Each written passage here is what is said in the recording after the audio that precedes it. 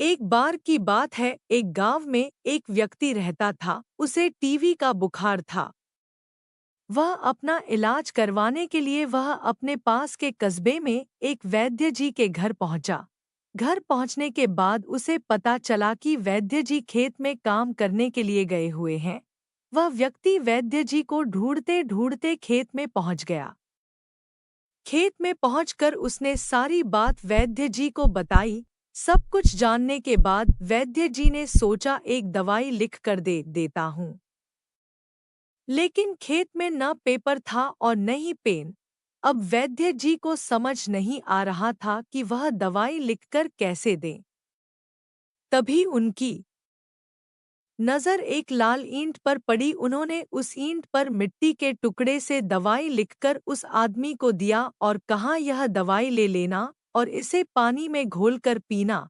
समस्या यह थी कि वह आदमी अनपढ़ था। उसे वैद्य जी की बात पूरी तरह से समझ नहीं आई। वह उस ईंट को लेकर घर चला आया। 3 महीने बाद वह व्यक्ति वापस वैद्य जी के पास आया और बोला, वैद्य जी, आपने जो दवाई दी थी उसमें से मैं आधे से ज्यादा ठीक हो गया। अगर आप वह दवाई मुझे फिर से दे दो तो मैं पूरी तरह से ठीक हो जाऊंगा। वैद्य जी ने कहा, मैंने तुम्हें दिया तो था। वह व्यक्ति कहता है, ईंट तो हमारे घर में भी बहुत है, पर आपने जो उस ईंट पर मंत्र फूंक के दिया था वह दे दो, मेरा काम बन जाएगा।